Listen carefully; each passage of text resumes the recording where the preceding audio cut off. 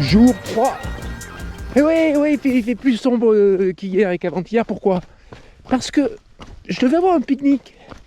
Mais je n'ai pas trouvé le pique-nique. Ou ils ont oublié de le faire, ou une vache l'a bouffé, enfin j'en sais rien. Du coup, pas de petit déjeuner. Ça fait gagner du temps. Alors comme je me suis réveillé très tôt, je me suis dit, allez, je pars à la frontale. On est sur la section entre la Peule et la Foulie. Et pour ce jour 3, j'ai eu aussi une nouvelle surprise. Mon sac, tout neuf, tout beau. En fait, il y a une couture qui a lâché. J'espère que ça lâchera pas plus que ça ne l'est déjà.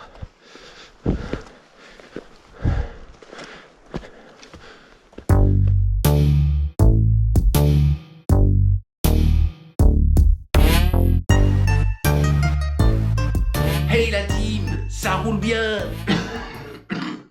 Je sais pas si ça s'entend, mais moi, je suis un peu grippé, covidé.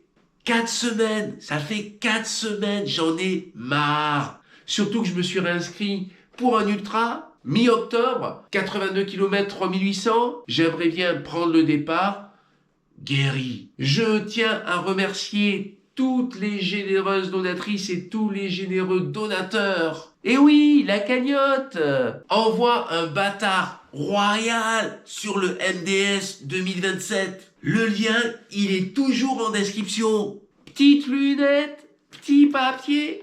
Merci à Jérôme, Gianni, Antoine, Karim, Cliffou, Eric, Gafour, Roger, KV, Alain, Jean-François, Fridolin, Renaud, Joël, Cédric, Thomas, Nikita, Xavier, Christine, Louise, Freddy, Philippe, Juju, Maxime, Jean-Pascal, Laurent, Charles, la Garota du trail. Merci à vous.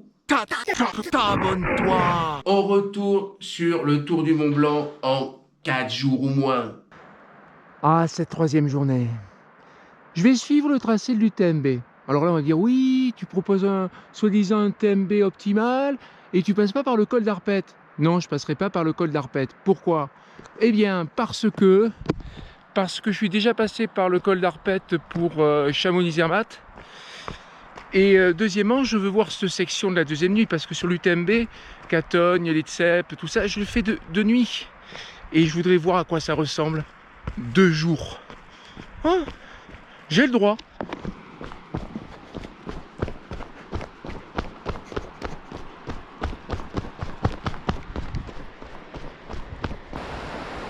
Je suis fatigué dès le matin. C'est normal ça?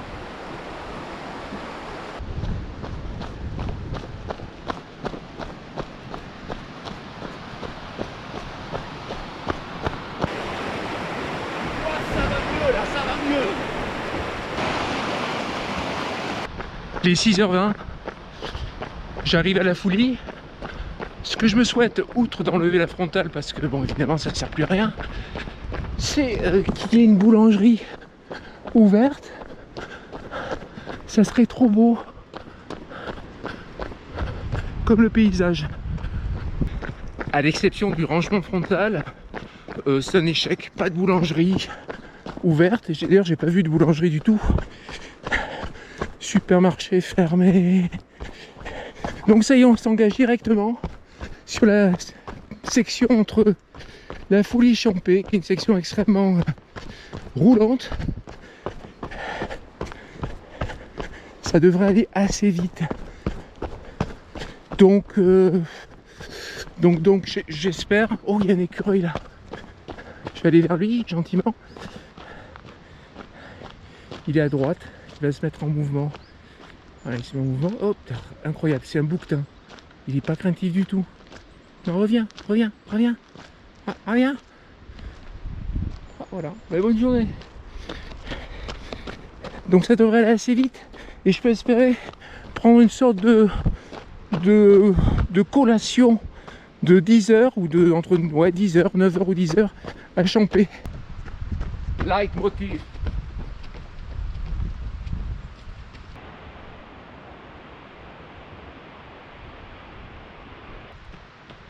Ça change.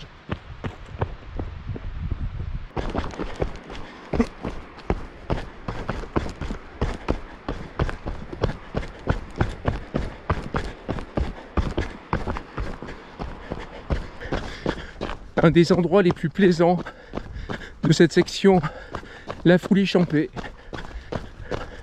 C'est le village des nains ici. Il y a une maison, hein, c'est typique, je refilmerai, j'ai déjà filmé sur le prochain UTMB. Et là, j'avais jamais remarqué, tu vois. J'avais jamais remarqué cette petite fenêtre. Ah, comme quoi ça vaut le coup de refaire, tu vois. Tu remarques des trucs que tu n'avais jamais remarqué. C'est beau, hein, ces maisons là. Avec les outils de la ferme. Le ski. Me demandez pas où nous sommes, je ne sais pas. Je dirais Orsières, mais j'en suis pas sûr.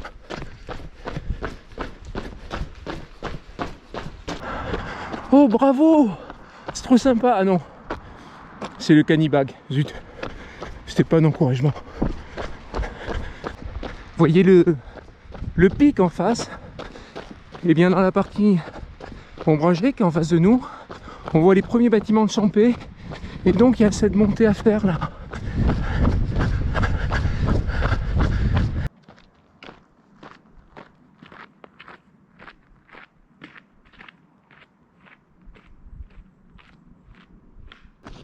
Et oui, je les ai filmés en vrai la première journée. Et là regardez. En sculpture, l'amanite Tumouche. Très très belles amanites Tumouche. Toxique dans son cercueil, pour bien dire attention, faut pas la manger. C'est pas l'amanite phalloïde, l'amanite phalloïde c'est encore autre chose.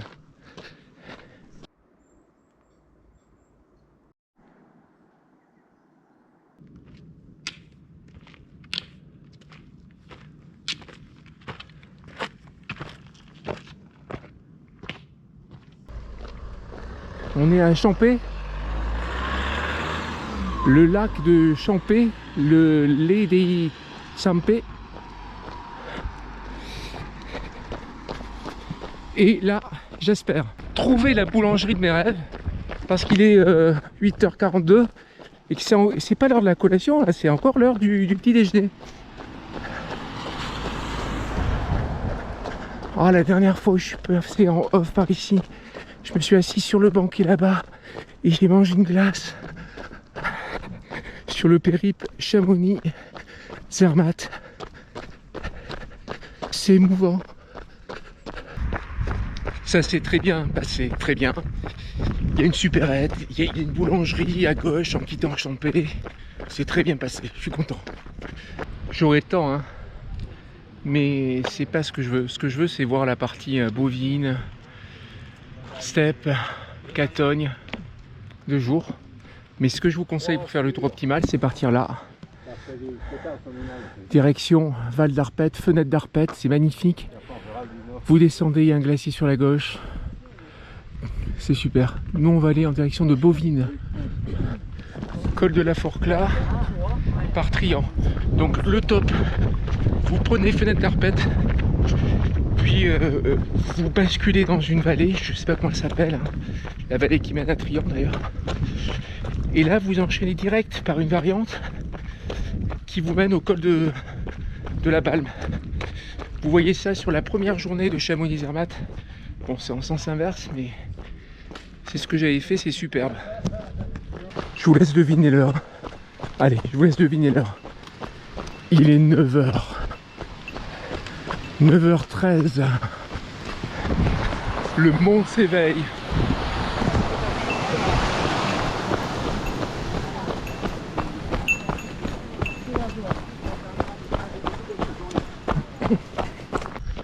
Oh non, non. Alors ça c'est ballot quoi. Oubliez sa paire de rando.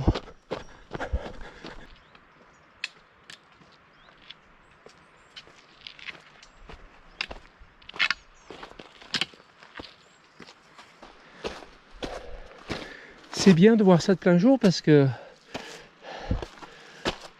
je savais que c'était une sorte de chantier cette montée et c'est pas une impression quoi, c'est pas la fatigue de la nuit, c'est un chemin compliqué.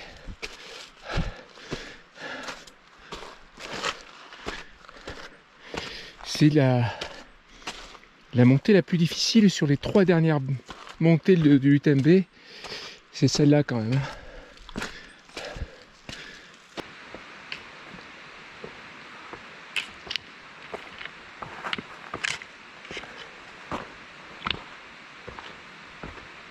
La petite traversée du torrent a bien morflé, ou sinon c'est que de nuit tu t'en aperçois pas. Allez, on passe côté soleil. Ça ressemble donc à ça. C'est beau. C'est beau. C'est pas la fenêtre d'Arpette, mais c'est beau aussi.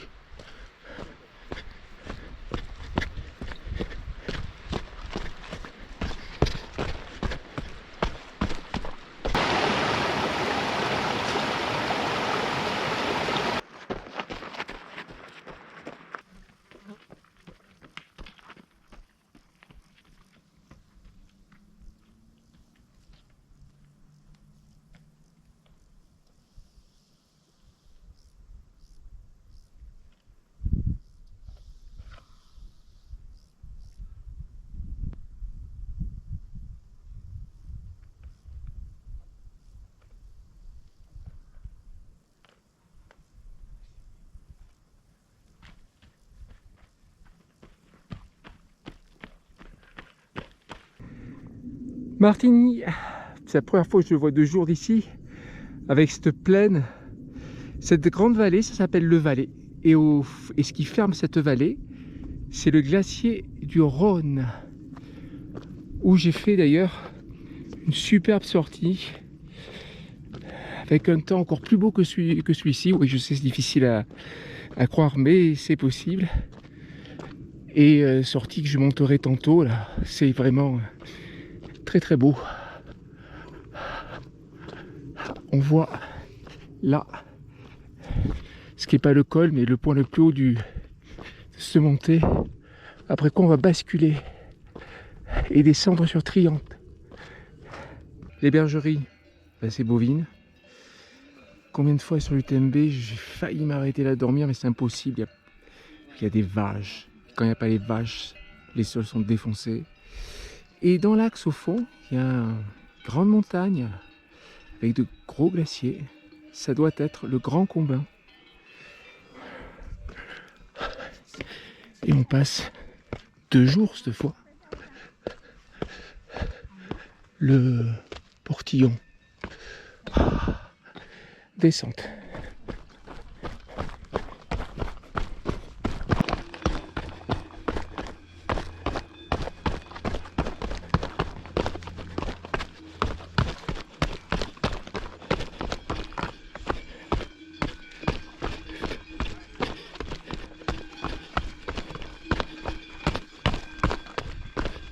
Ah, je la filme cette petite bergerie parce que quand tu fais l'UTMB, tu passes à l'intérieur de cette petite bergerie. Je crois pas me tromper, je crois bien que c'est ça. Et c'est un moment intéressant.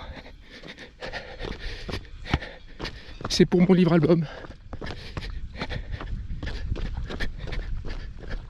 Massif des Aiguilles Rouges en face. J'arrive à Triante, l'endroit où souvent je m'arrête pour dormir, enfin essayer de dormir sur l'UTMB.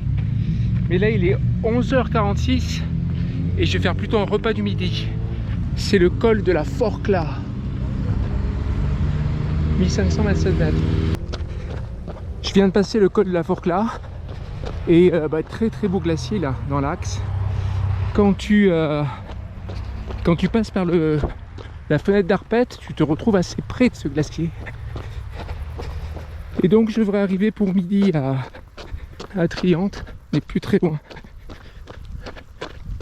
C'est bien quand on n'entend pas les bagnoles. Alors et ça c'est l'avantage de l'UTMB. Comme je passe de nuit, j'entends pas les voitures. C'est très bien. Triante. Et cette fameuse passerelle. Je me dis, elle est où cette passerelle dans l'UTMB? J'arrive jamais à la situer. Eh ben elle est là.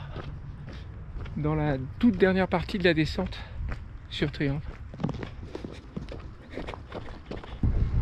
Sur l'UTMB, c'est là. C'est là où je m'arrête pour essayer de dormir. Je crois pas me tromper. Ouais, il y a l'église juste à côté. Mais là, il est midi 7. Donc je pense que je vais pas dormir. Je vais essayer de trouver quelque chose à graner. Et là, tout au fond, vous le voyez bien. Là. Le glacier des Grands. Ah oui, ce que j'ai pas dit, c'est que je suis plus sur le parcours du Tour du Mont Blanc. Je suis sur une, on va dire, une variante, mais une variante non officielle. Ça suit le parcours du TMB jusqu'à Valorcine et après je décrocherai demain pour récupérer le tour du pays du Mont Blanc. Voilà, donc variante. Où c'est qu'il y a un truc à graver là? J'ai l'impression qu'il n'y a rien. Oh, mon Dieu, mais j'ai l'impression qu'il n'y a rien. Il n'y a pas de supérette à Triante. Faut s'arrêter. J'aurais dû m'arrêter au col de la Forclaz. Donc oui, je suis là, je suis à l'auberge du Mont Blanc là. 39e kilomètre. 13h07. Ouais, j'ai lâché du temps. Et je voulais corriger une erreur. En fait, le glacier des Grands, il est dans l'axe là. C'est celui-là qui est très impressionnant. C'est celui-là que le passage d'Arpette approche. Et là-haut, là, on voit encore la partie du glacier du Triant. Je crois que c'est ça. Enfin, pour le glacier des Grands, je suis sûr. Là, on le voit particulièrement bien, le glacier des Grands. Et l'objectif, c'est d'arriver à Valorcine pour le goûter, pour 16h. Ah, ça serait top.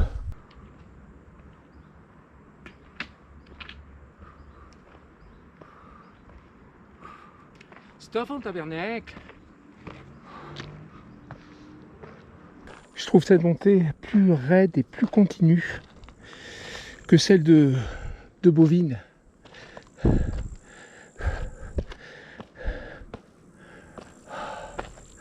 Et je vais pas plus vite que si j'étais sur l'UTMB. C'est de bon de mauvais augure ça. Waouh. Là ça se calme, c'est bien. Ah là, la section précédente est vraiment soutenue.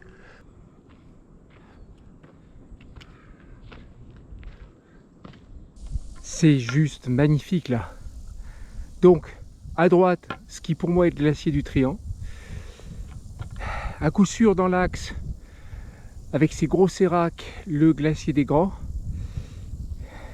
Et le col d'Arpette, là vous voyez le torrent glaciaire, et bien le col d'Arpette est sur la gauche. On devine d'ici le sentier. Il faut faire pause sur image et zoomer, vous apercevez à un moment donné un dos de cerf. Il y avait un cerf juste là. Ça doit être les steppes. Ah, c'est ça les tzèpes. Les tzèpes. Les tzèpes de jour. Putain, c'est trop classe, c'est trop beau. J'ai bien fait de passer par là. En plus, j'ai vu un cerf. Que demander de plus? Oui, de l'énergie pour aller plus vite en côte, parce que là, c'est pas l'agonie, mais enfin bon. À l'hôtel Mont Blanc, j'ai discuté avec un randonneur, et là, je ne lui ai pas demandé son prénom. Et il m'a parlé des orages. Il était sur le secteur de Champé, et il y a un randonneur qui a été faiblement touché par la foudre en fait. Il a vu l'éclair, Et il a demandé à ce randonneur avec qui je discutais de le toucher dans le dos, parce qu'il se sentait chaud en fait. Et effectivement il l'était. Parce que la foudre tapant le sol, qui est totalement trempé, tes godasses sont trempées, tout est trempé, ben, tout ça est conducteur. Donc il a eu la chance d'être assez éloigné finalement de cet impact de foudre. Et ça veut bien dire ce que ça veut dire. C'est-à-dire que la situation était bien critique hier. Et le problème, c'est que je ne pouvais pas éviter ce col, ce grand col ferré. Il n'y avait pas d'option autre que passer par le col. Quant à l'orage, à la fin de l'orage, la prévision c'était 22 heures. C'est ce qu'on m'a dit à l'Apple. En faisant l'axe, c'est le lac d'Émossons avec son barrage. Ce barrage, il y a une ou plusieurs voies d'escalade qui sont payantes. Et tu grimpes sur des prises de résine, sur ce mur évidemment très raide. J'ai fait une vidéo, une sortie à Émossons. En début de saison, il y avait pas mal de neige. Et je suis allé jusqu'à un site qui est célèbre pour ses empreintes de... Ce ne sont pas des dinosaures, ce sont des... Oh, je sais plus. Une sorte de lézards géants qui ont vécu avant les dinosaures.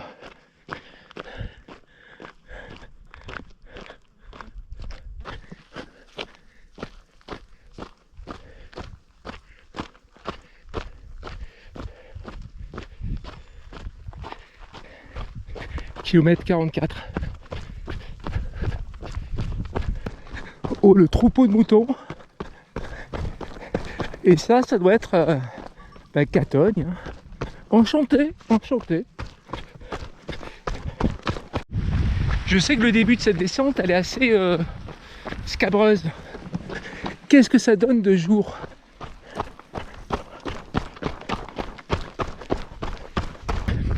Je dis n'importe quoi. Cette descente ne pose aucun problème. On vous dire que la dernière fois que je l'ai faite, je dormais. C'est en tout cas bien plus agréable de la faire de jour. Avec du très beau temps.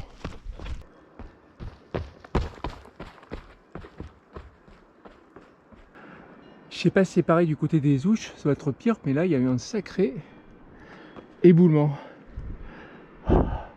Ça a bien nettoyé la forêt. Hop là.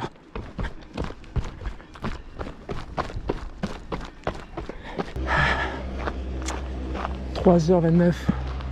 Je suis à Valorcine. Non, c'est pas possible, c'est pas possible. Je vais pas attendre 30 minutes pour prendre le goûter. Je vais faire une entorse à la règle. Je vais faire le goûter de 15h30. Et je le prolongerai jusqu'à 16h, 16h30. Ce sera un grand goûter. C'est ici, au Buet, que je m'arrête. Ça donne quoi cette journée? Ça c'est pour le dénive. Ouais, modeste. 51 890. 51 900 parce que le temps de marcher jusqu'à l'hôtel du Buet, ça rajoute 10 mètres quoi, tu vois. Bon, écoutez, finalement, je suis pas passé par le col de l'Arpette et j'ai très bien fait parce que c'était super. C'est vrai qu'il y avait un peu de monde sur certaines portions, mais par exemple la montée pour aller au Tsep et à Catogne, c'était voilà, tranquille. Allez, banzai!